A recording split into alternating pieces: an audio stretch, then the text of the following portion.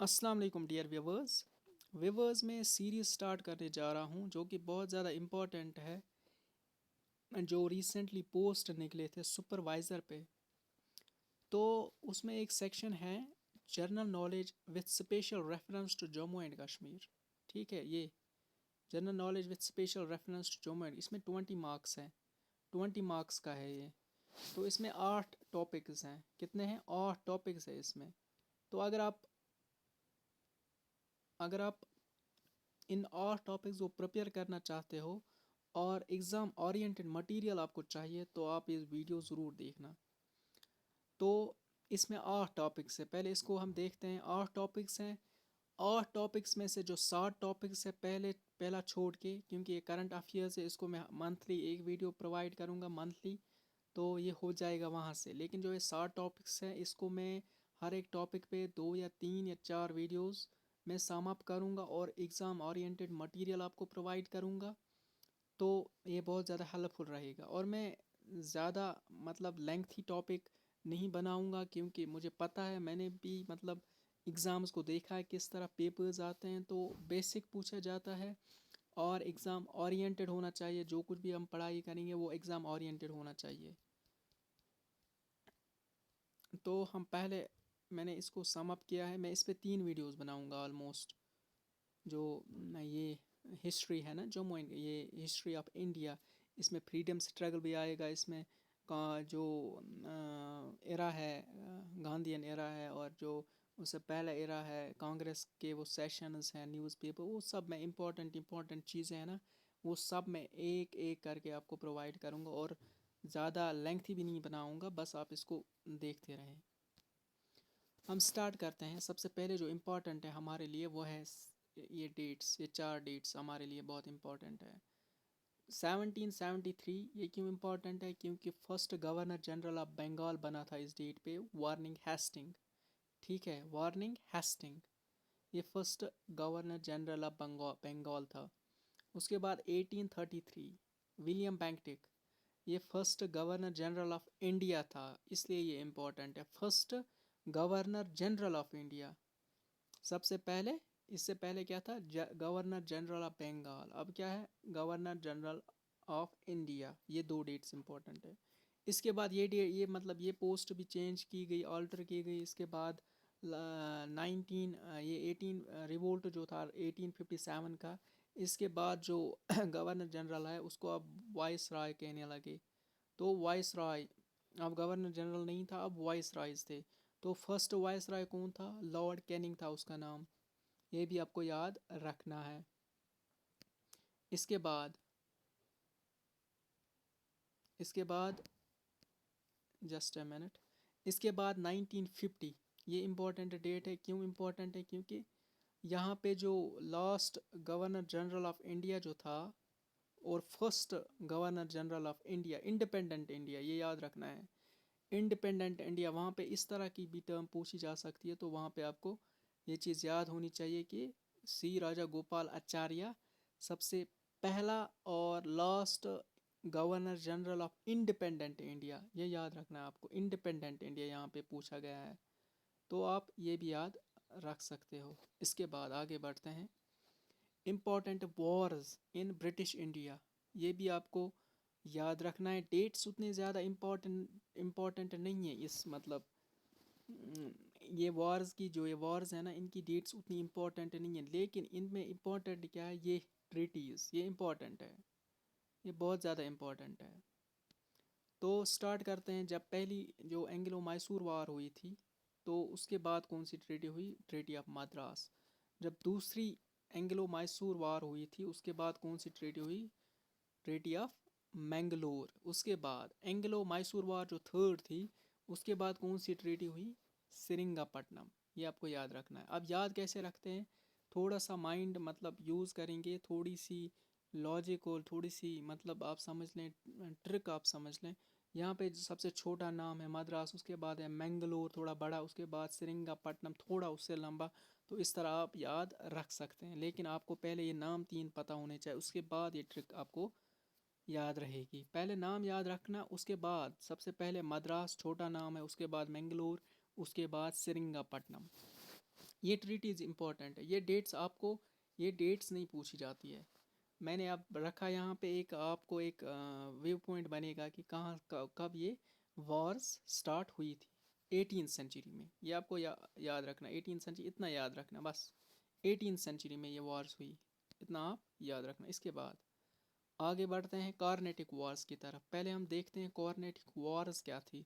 Carnatic Wars between British India और France के बीच में थी। ये वॉर्स जो यहाँ पे पोर्टुगीज़ भी आए थे, यहाँ पे फ्रेंच भी आए थे, इनके बीच में ब्रिटिशर्स वर्सेस फ्रेंच के बीच में आए थे। मतलब फ्रेंच के बीच में ये लड़ाई हुई थी। कार्नेटिक वॉर्स जो थी इनके बीच में हुई थी, तो ये भी आप याद रखना। इसके बाद ये 3 वॉर्स थी, ये 3 वॉर्स। अब ये डेट्स इम्पॉर्टेंट नहीं है, लेकिन ये जो ट्रीटीज़ है ना, इसके बाद जो ट्रीटीज़ हुई ये इम्पोर्टेंट है। ये मैंने यहाँ पे रखा है, ट्रीटी ऑफ एक्सला चैपल पहली, उसके बाद ट्रीटी ऑफ पौंडीचेरी हुई, उसके बाद ट्रीटी ऑफ पेरिस हुई। ये भी याद आप रखना। ये कॉर्नेटिक वॉर्स के रिलेटेड है, कॉर्नेटिक वॉर्स, ये आप याद रखना। अब याद कैसे रखना है, उसमें हमने कैसे याद रखा कि पहले छोटा नाम, उसके बाद बड़ा, उसके बाद बड़ा। यहाँ पे लास्ट में छोटा है, लास्ट में छोटा है, उससे छोटा है, मतलब उससे बड़ा है, उससे बड़ा है। यहाँ पे डिक्रीजिंग ऑर्डर है, मतलब अल्फ़ाबेट्स की। इस तरह भी आप याद रख सकते हो, और मतलब आप डायरेक्ट भी याद रख सकते हो, इतना भी नहीं है मसला। तो यहाँ पे ए से स्टार्ट होता है, एलेक्जा ले चैप, मतलब एलेक्जा चैपल ए से स्टार्ट होता है। तो आप, ये पहली ट्रीटी हुई थी कार्नेटिक वॉर की। इस तरह पौंडीचेरी फिर दूसरी, फिर पेरिस तीसरी, तीसरी ट्रीटी। मतलब ये ट्रीटीज़ आपको याद रखनी है। डेट्स उतनी इंपॉर्टेंट नहीं है जितनी ये इंपॉर्टेंट है, ट्रीटीज़ आप ये ज़रूर याद रखना। इसके बाद आगे बढ़ते हैं, बैटल ऑफ पानीपत, यानी बैटल्स ऑफ पानीपत। ये 3 लड़ाइयाँ थी जो इम्पोर्टेंट है, डेट्स पूछी जा सकती इसकी, क्योंकि एग्जैक्ट डेट है, आप याद रख सकते हो उसको। पहली जो पानीपत की लड़ाई हुई थी वो किसके बीच में हुई थी, इब्राहिम लोदी और बाबर के बीच में, इब्राहिम लोदी और बाबर के बीच में। उसके बाद दूसरी जो पानीपत की लड़ाई हुई थी वो 30 साल के बाद 1556 में हुई थी। वो किसके बीच में हुई थी, अकबर और हेमचंद्र विक्रम आदित्य, हेमचंद्र विक्रम आदित्य। इस तरह आप याद रखना, ये दोनों नाम भी याद रखना और इसकी डेट भी याद रखना। अब तीसरी लड़ाई जो पानीपत की थी वो 1761 में हुई थी। अब ये किसके बीच में हुई थी, मराठास और दुर्रानी अम्पायर के बीच में हुई थी। ये ऑलमोस्ट दूसरी पानीपत की जो बैटल थी उसके बाद 205 साल बाद 1761 में हुई थी, बाद में लेटर।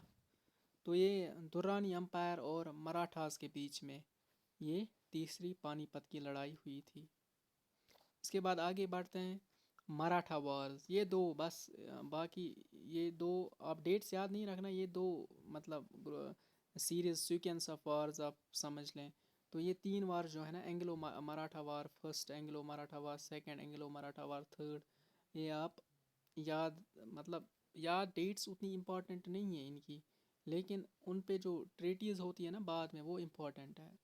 तो ये भी यहाँ पे अफ़गान वार्स जो थी, ब्रिटिश अफ़गान वार्स, तो ये भी 1839 फिर 42 तक, और फिर 78 से लेके 80 तक, फिर 1919 में लास्ट ब्रिटिश एंग्लो वार हुई। तो ये आप अप्रॉक्सीमेट याद रखना इसका। इसके बाद जो इम्पोर्टेंट है वो 2 वार्स हैं, ये बहुत ज़्यादा इम्पोर्टेंट है, मतलब आप समझ लें ये बहुत ज़्यादा इम्पोर्टेंट है हर एक वार से। पहली जो इस पे बहुत ज़्यादा क्वेश्चंस पूछे जाते हैं, तो ये बैटल ऑफ बुगजार और बैटल ऑफ प्लासी, ये 2 बैटल्स बहुत ज़्यादा इम्पोर्टेंट है। एक 1764 में हुई, दूसरी जो बैटल ऑफ प्लासी है वो 1757 में हुई। अब ये किस किस के बीच में हुई, इस पे क्वेश्चन आता है। पहली जो बुगजार जो है ना, आप इस तरह याद रख सकते हो, बुगजार है ना, इसको बॉक्स के साथ कनेक्ट कर, इसके 4 साइड्स होते हैं, तो इस डेट के लास्ट में 4 है, 64, इस तरह याद रख सकते हो आप। 1764 ये किस किस के बीच में हुई थी, हेक्टर मनरो और मीर कासिम के बीच में। अब जो बैटल ऑफ प्लासी है वो रॉबर्ट क्लाइव और सिराजुद्दौला के बीच में हुई थी। इसके बाद इनके बाद क्या क्या ट्रीटीज हुई, जो पहली है ना बैटल ऑफ बुगजार, ये इलाहाबाद, ट्रीटी ऑफ इलाहाबाद पे ख़त्म हुई, यानी इसके बाद ट्रीटी ऑफ इलाहाबाद हुई। और जो बैटल ऑफ प्लासी है इसके बाद ट्रीटी ऑफ अली नगर हुई। ये आप याद रखना है, मतलब ये ट्रीटीज़ आपको याद रखना है, डेट्स भी आपको याद रखनी है, और किस किस के बीच में हुई थी ये भी आपको याद रखना है। और जो सिराजुद्दौला था ये लास्ट नवाब ऑफ बंगाल था, ये इम्पॉर्टेंट है, ये क्वेश्चन आया है किसी एग्ज़ाम में कि who was the last Nawab of Bengal, it was Sirajuddaulah. इसके बाद आगे बढ़ते हैं, रिवोल्ट ऑफ 1857, यहाँ पे अब हम पहुँचे, जो आपके सिलेबस में स्पेसिफिकली मेंशन है, फ्रीडम स्ट्रगल विथ रेफरेंस, मतलब आप समझ लें ये बहुत ज़्यादा इम्पोर्टेंट है, एक इम्पॉर्टेंट टर्निंग पॉइंट है इंडियन हिस्ट्री में, मॉडर्न हिस्ट्री में, तो ये भी आपको याद रखना है। यहाँ पे पूछा जा सकता है कि आपके जो दिल्ली में है वो कौन लड़ रहा था, बहादुर शाह सेकंड एंड बख्त खान, और लखनऊ में कौन लड़ रहा था, मतलब डिफरेंट प्लेसेस से डिफरेंट लीडर्स उठे जो इस रिवोल्ट में मतलब लीड कर रहे थे। लखनऊ में बेगम हज़रत महल, उसके बाद कानपुर में नाना साहिब एंड तानिया तोप, उसके बाद झांसी में रानी लक्ष्मीबाई, उसके बाद लियाकत अली, इलाहाबाद में जगदीशपुर में कौर सिंह और अमर सिंह, ये भी आपको याद रखना है। अब यहाँ पे झांसी की रानी, ये तो आपको आपने नाम सुना होगा, आप इस तरह इसको कनेक्ट कर सकते हो। इलाहाबाद मुस्लिम नेम है तो लियाकत अली ये भी मुस्लिम नाम है, इस तरह आप याद रख सकते हो। बाकी दिल्ली में सल्तनत ही थी तो बहादुर शाह वहाँ पे था, इसी तरह लखनऊ में बेगम हज़रत महल था, जगदीशपुर में बिहार में जो था कन्वर सिंह एंड अमर सिंह, ये भी आप याद रखना। इसके बाद आगे बढ़ते हैं, इसके बाद मतलब रिज़ल्ट क्या निकला, इस रिवोल्ट के बाद क्या क्या रिज़ल्ट निकला। एक तो बहादुर शाह जफ़र बहादुर शाह जो था इसको पकड़ा गया और इसको जेल में, रंगून जेल में भेजा गया, जो इस टाइम का म्यांमार, उस टाइम का बर्मा, जिसका नाम भी चेंज किया गया रिसेंटली, तो कुछ साल पहले, तो यहाँ पे रंगून जेल में उसको लिया गया, वो उसकी डेथ वहाँ पे हुई 1862 में, ये इम्पोर्टेंट है। उसके बाद नाना साहिब हज़रत महल एंड खान बहादुर खान, ये नेपाल नेपाल चले गए, इसने मतलब वहाँ पे ही असाइलम ली। तो इसके बाद तानिया तोप, उसको पकड़ा गया, उसको एग्जीक्यूट किया गया, उसको फांसी दी गई 15 अप्रैल 1859 में। उसके बाद लक्ष्मी बाई जो है ये इसकी डेथ बैटल फील्ड में हुई। आगे बढ़ते हैं, इसके काजेज़ देखते हैं, काजेज़ मतलब वजह क्या हो, मतलब क्या वजह थी कि battle this revolt took place, ये रिवोल्ट क्यों हुआ, मतलब what was the reason behind this very revolt, के ये रिवोल्ट हो गया। तो सबसे पहले ये तो आपने सुना होगा बीफ और पॉक ग्रीस्ड रफाइल्स, जो उस टाइम की गन्स थी, वो उनकी जो कारतूस थी, वो उसकी कवरिंग जो थी, ये आफा मतलब र्यूमर फैली गई, अब पता नहीं इसकी मतलब ये सच था या झूठ था, तो उसको ये मतलब र्यूमर फैली हर तरफ के, इसकी कवरिंग जो है वो बीफ की है और पॉक की है। आपको पता है पॉक जो है वो इस्लाम में हराम है, और बीफ ये बहुत ही रिस्पेक्टेबल एनिमल है हिंदू मज़हब में। तो ये रीज़न बना रिवोल्ट ऑफ 1857 हुआ। और ह्यूसन और बाक ये जो थे इनको मारा गया बाय मंगल पांडे ने इन दोनों को मारा, तो ये ब्रिटिशर्स थे, तो इनको भी ये भी रीज़न बना। फिर आगे बढ़ते हैं, इम्पोर्टेंट पॉइंट्स देखते हैं जो बहुत ज़्यादा इम्पोर्टेंट हैं। सबसे पहले सती सिस्टम जो है ये अबॉलिश हुआ 1839 में। उस टाइम जो गवर्नर जनरल ऑफ इंडिया है वो कौन था, विलियम बेंटिक, अभी गवर्नर जनरल ही था ना, मतलब बाद में 1857 के बाद वाइस रॉय बना, अभी तक गवर्नर जनरल ऑफ इंडिया था। उसके बाद विडो रीमैरिज लीगलाइज इन 1856 में। उसके बाद अवध माल एडमिनिस्ट्रेशन की वजह से इसको कैप्चर किया गया, नेक्स्ट किया गया बाय ब्रिटिशर्स। उसके बाद एक इम्पॉर्टेंट पॉइंट है, ये बहुत ज़्यादा इम्पॉर्टेंट, 1848 में हुआ डेक्टोराइन ऑफ लैप्स, 1848 1948 में हुआ, डेक्टोराइना फ्लैप्स। तो इसमें क्या होता था कि अगर बादशाह की ऑफस्प्रिंग ख़त्म होगी, कोई बच्चा नहीं है बादशाह को, तो वो तमाम जो एरिया उसके अंडर है वो सब ब्रिटिशर्स के अंडर चला जाता था। इसमें 4 इंपॉर्टेंट सिटीज़, इस पे क्वेश्चन आया है और आते भी हैं कि कौन, मतलब वहाँ पे दिया गया होगा इनमें से कौन है, तो ऑल ऑफ दीज, या कोई इसमें नहीं होगा तो नन वन ऑफ दीज, तो वो नहीं होगा अंडर डेक्टोराइन ऑफ लैप्स, मतलब एनेक्स नहीं हुआ। तो सितारा ये भी अंडर डेक्टोराइन ऑफ लैप्स में ही मतलब कैप्चर किया गया। झांसी भी, नागपुर भी, संबलपुर भी, इनके ऑफ स्प्रिंग्स नहीं थे तो आगे बढ़ाने के लिए उस थ्रोन को, तो फिर वो ब्रिटिशर्स ने उनको एनेक्स किया गया, मतलब ब्रिटिशर्स के द्वारा उनको एनेक्स किया गया इन 4 इम्पॉर्टेंट प्लेसेस को। उसके बाद इम्पॉर्टेंट बुक्स हैं, ये भी आप याद रखना। First Indian war of independence, ये कार्ल मार्क्स ने लिखी थी, तो 1859 में, 1859 में। उसके बाद the Indian war of independence, VD. Savarkar ने लिखी। यहाँ पे याद रखें, फर्स्ट है ये द है, first Indian war of independence, the Indian war of independence India, ये आप याद रखना, इसमें कन्फ्यूजन हो सकता है तो आप इसको याद रखना।